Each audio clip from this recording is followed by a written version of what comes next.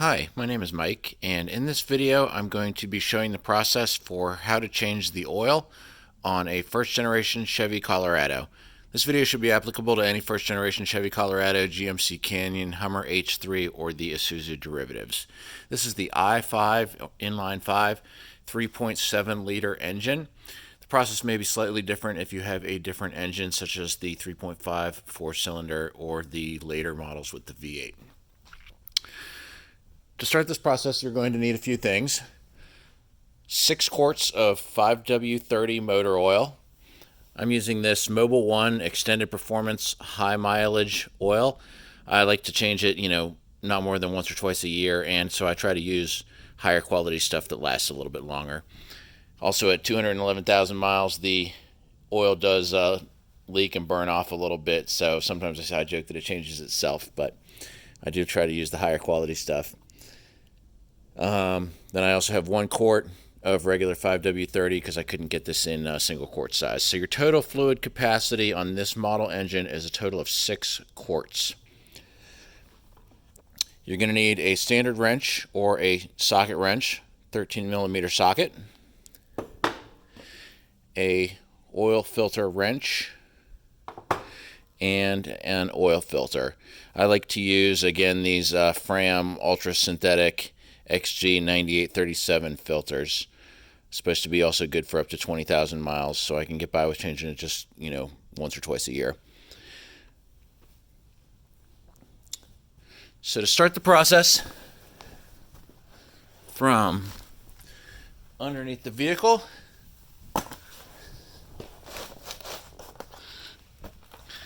If you're able to drive the vehicle for a few minutes before starting this to warm up the oil, it's going to help it flow out a little bit smoother.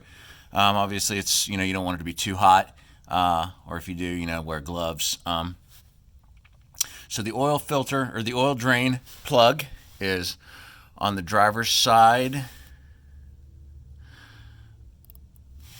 right here on the side,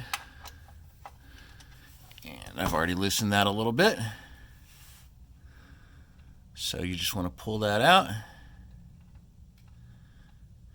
I like to have the oil fill cap and dipstick just slightly loose up there at the top as well, just to allow air to flow in more freely. So anytime you're working under your vehicle, always make sure you secure it and put the parking brake on. So this might take a few minutes for it all to drain out. I'll go ahead and pause the video while this drains. Actually, while this is draining, I can show you where the oil filter is. It's tough to see. I'd say it's tough to reach and even harder to see in terms of being located behind this skid plate. Now, if you don't have a skid plate on your vehicle, it's going to be much easier to reach. Obviously, the Z71s and the higher end vehicles will all have this plastic skid plate. You can also may have a metal skid plate depending on the model vehicle and any upgrades you've done. But the oil filter is behind that. Now I remember on my old Chevy Blazer, there was actually an access hole in the center of the skid plate that you would just turn with a single screw, loosen that, and then that would allow you to reach under there. But you can see up under there behind the plate, there's my oil filter. I think this was a Mobil 1. It was the only one that was available the last time I did this. So they put in this little sort of a drain tube there. That's this device here. It's supposed to help the oil flow directly into your catch pan instead of spilling all over this front control member. So you're going to need to use that oil filter wrench that I showed you earlier. It is difficult to reach, and there are several sensitive components located immediately near this, including this power steering hose.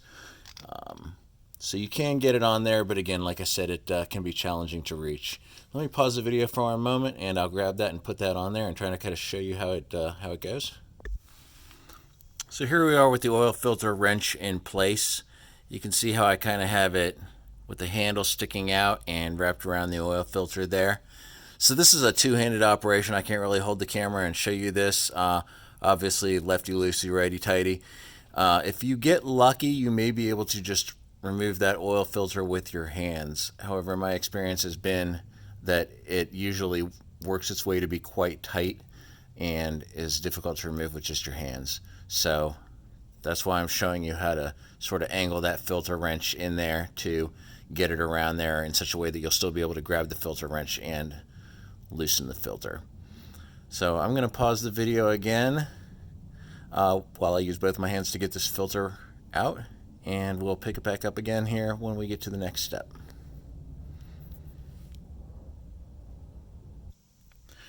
Alright, you can see I've now got my old oil filter out and over here in my drain pan. The one thing I recommend you do before we spin the new one on is just take a look up there at the screw-on adapter where the oil filter screws on, and you just want to take a look at that and make sure that it's clean and that there's no pieces of the old gasket still stuck on there. Anything like that can interfere with the seal on the new oil filter. So you just want to look up there, make sure that's all nice and shiny. Maybe wipe it off if you need to, and then go ahead, get your new filter. And they say, you know, put a little thin film of oil around the gasket on the new one. I just bumped it into there, and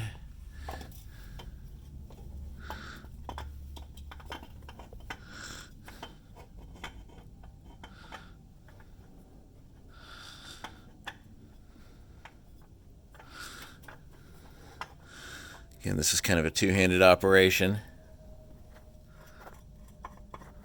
I'm going to screw it in place. So we'll go ahead and pause the video again while I screw this in place, fill it up with oil, and then we'll pick up at the next step. Alright, so with the new oil filter snugly installed, the oil drain plug reinstalled, and the engine filled up with 6 quarts of 5W30 oil, the last thing we need to do is start the car, check for leaks, and reset the oil service life counter. So that's different in every car. In the Colorado, there's even a couple different processes. The one that I think is the easiest, is, now let's see if I can remember now that I'm recording this.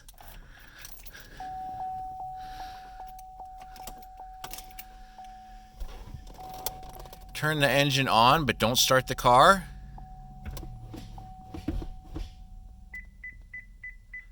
You depress the gas pedal 3 times. You'll hear that beep, beep, beep, beep, beep, and that resets it. So now we can go ahead and start the car.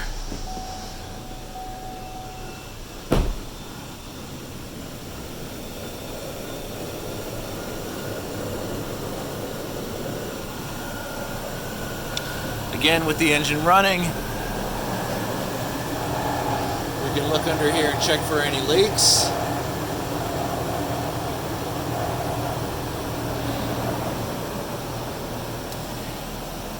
And that's pretty much it. If you have any questions, feel free to ask them in the comments. I'll try to respond as quickly as I can. If this video was helpful for you, please give me a thumbs up, like, and subscribe to my channel. I do a lot of videos on car repair, computer repair, different kinds of repairs, and it would really help me out a lot.